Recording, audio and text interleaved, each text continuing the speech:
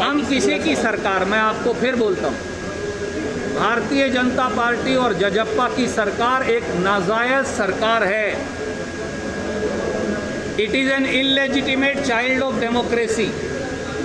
ये प्रजातंत्र की नाजायज सरकार है, वोट से नहीं बनी हुई। दुष्यंत चौटाला ने ये कहकर वोट ली थी कि वो खट्टर साहब को और भाजपा को यमुना पार करवाएगा, और खट्टर साहब ने ये कहकर वोट ली थी कि वो दुष्यंत चौटाला और दिग्विजय चौटाला को जेल की सलाखों के पीछे भेजेंगे।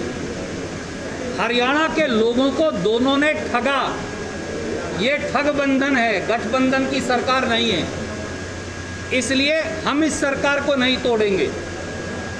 कांग्रेस पार्टी की तरफ से मैं कह सकता हूँ, हम नहीं तोड़ेंगे। ये सरकार 5 साल पूरा नहीं कर सकती, अपने बोझ के नीचे स्वयं गिर जाएगी। मुख्यमंत्री और उप मुख्यमंत्री दोनों ही कोरोना महामारी के विकराल रूप को लेकर पूरी तरह से उदासीन हैं। हरियाणा की 2.5 करोड़ जनता की ओर से आदरणीय मनोहर लाल खट्टर साहब से और दुष्यंत चौटाला जी से हमारे कुछ प्रमुख सवाल हैं जो आपके माध्यम से आज इस ऐतिहासिक धरती पर मैं रखना चाहूँगा। पहला सवाल, हरियाणा के गांव और कस्बों में कोरोना महामारी का कहर जारी है और विकराल रूप धारण कर चुका है, पर ना RT-PCR टेस्टिंग है, ना ऑक्सीजन है, ना जीवन रक्षक दवाई है। और सबसे बड़ी बात यह है कि खट्टर सरकार खुद की आंख पर भी पट्टी बांध रही है और हरियाणा की जनता की आंख पर पट्टी बांध कोरोना संक्रमण के बारे हरियाणा की जनता की ज़िंदगी से खिलवाड़ कर रही है। उसका सबसे ज्वलंत उदाहरण ये है कि हरियाणा में RT-PCR टेस्टिंग से कोरोना संक्रमण की दर 11 या 12% पाई गई, पर जो एंटीजन टेस्ट जो हम सब जानते हैं, जो सही टेस्ट नहीं है, उसमें कोरोना संक्रमण की दर मात्र 6% है। जो हेल्थ बुलेटिन हरियाणा सरकार जारी करती है उसमें से RT-PCR टेस्टिंग की संक्रमण दर को गायब ही कर दिया गया और एंटीजन टेस्टिंग के आधार पर कम कोरोना संक्रमण खट्टर सरकार दिखा रही है। क्या साबित कर रहे हैं मुख्यमंत्री जी आप? झूठे आंकड़े पेश कर संक्रमण और मौत के क्या आप हरियाणा की जनता को इस संक्रमण के अंदर नहीं धकेल रहे? इसका जवाब दें। आप पत्रकार साथी गवाह हैं।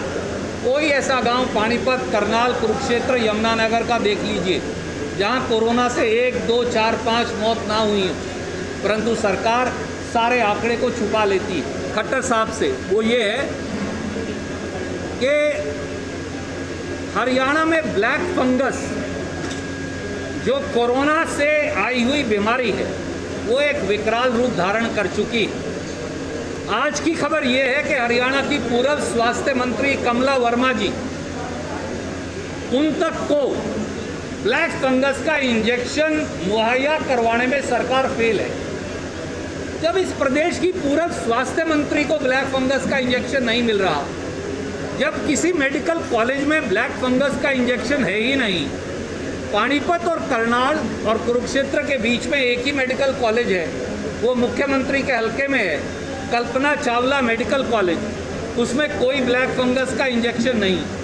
रोहतक मेडिकल कॉलेज में ब्लैक फंगस का इंजेक्शन नहीं। 4 डोज एक दिन में लगाना अनिवार्य है। खट्टर साहब ने आदेश दिया 2 ही डोज लगाए जाए। आप मुझे बताइए, इससे आप मरीजों को खतरे में धकेल रहे हैं या लोगों की ज़िंदगी से खिलवाड़ कर रहे हैं या नहीं?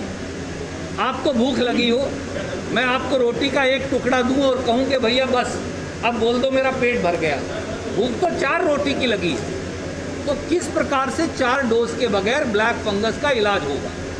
तीसरा सवाल, कोरोना से निपटने का एक ही इलाज है, वो है वैक्सीनेशन, वैक्सीनेशन, वैक्सीनेशन, और कोई इलाज नहीं।